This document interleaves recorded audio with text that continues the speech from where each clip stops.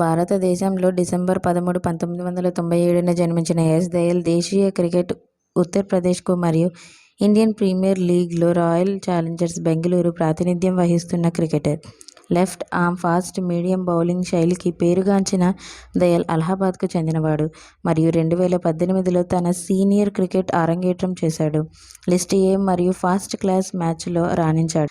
2019 Syed Mukhtar Ali trophy సందర్భంగా అతను T20 అరేనాను ముగించాడు. 2022లో గుజరాత్తో జరిగిన ఐపీఎల్లో తన ప్రతిభను చాటుకున్నాడు. వారి ఛాంపియన్షిప్కి విజయాన్ని దోహదపడ్డాడు.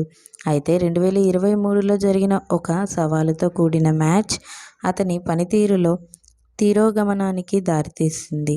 ఫలితంగా గుజరాత్ నుండి అతని సంబంధం ఏర్పడింది మరియు తరువాత 2024 సీజన్ కోసం బెంగళూరుతో ఒప్పందం కుదుర్చుకుంది.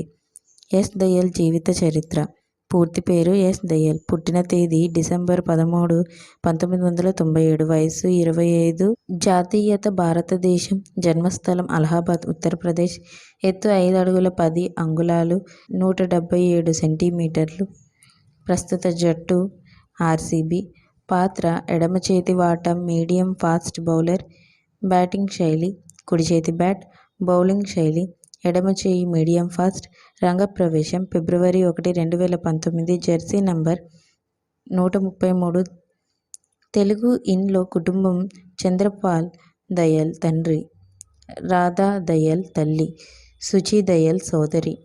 ఎస్. దయాల్ భారతదేశంలోని ఉత్తరప్రదేశ్లో ఒక హిందూ కుటుంబంలో జన్మించాడు.